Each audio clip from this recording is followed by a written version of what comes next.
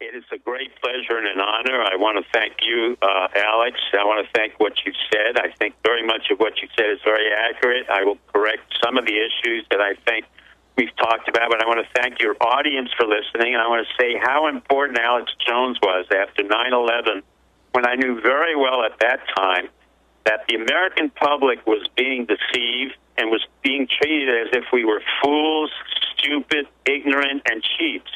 I had hoped at that time, once I was on the Alex Jones show, and I broke ranks with my people at the Council on Foreign Relations. I'm a member also of the Association of Former Intelligence Officers, the National Military Intelligence Association, and I volunteer repeatedly. I volunteered to still work with our military because, number one, I respect our military.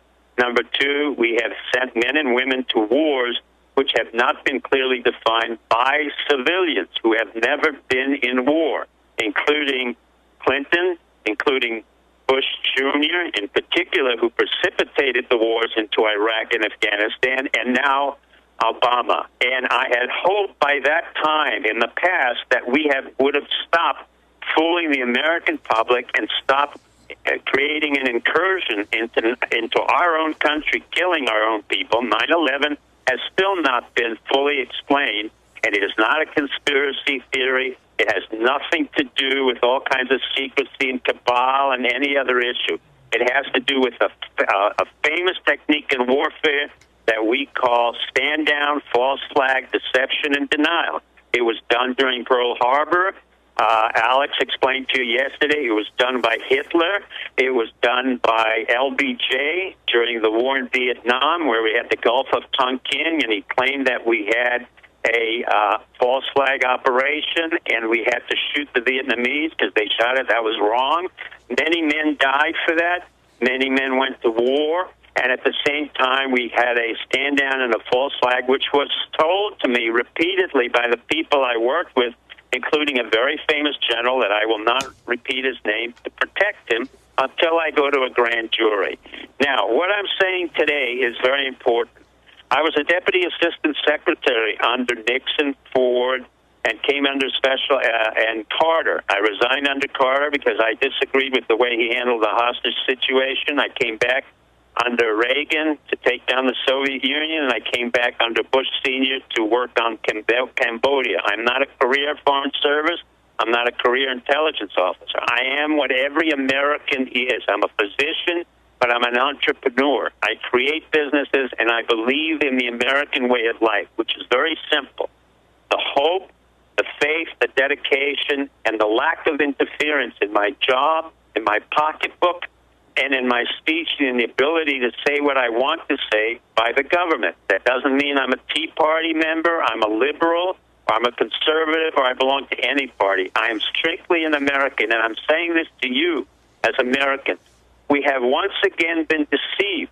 I thought this would cease and desist by the time Bush Jr. was elected and thrown out. I had asked that Bush Jr. be indicted for war criminals, Cheney be indicted, Rumsfeld, Condoleezza Rice, Steve Hadley. It goes on and on and on.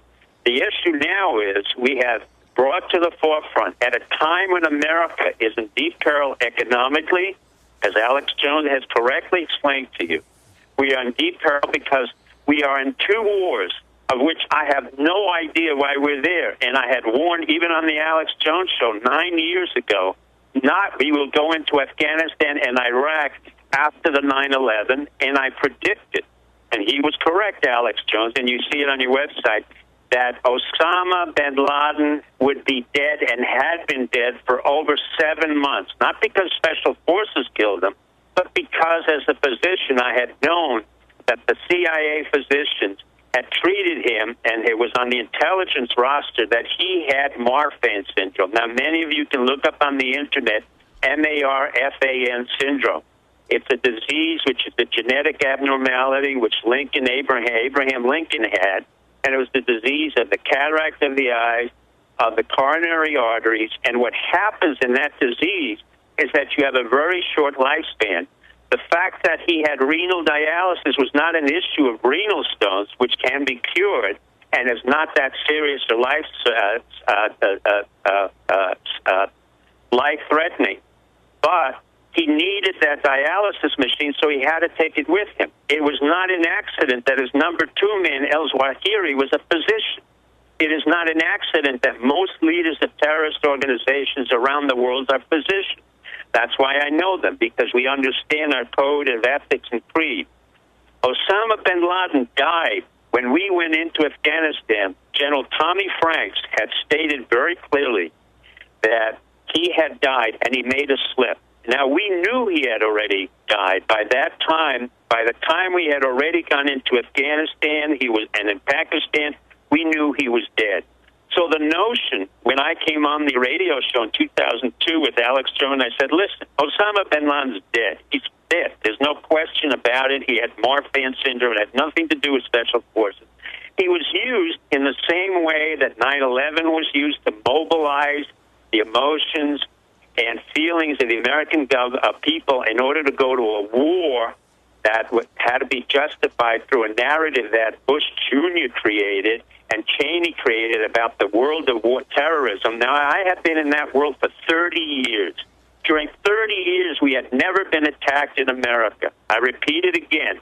The question is not that we are safer now. We're not safer.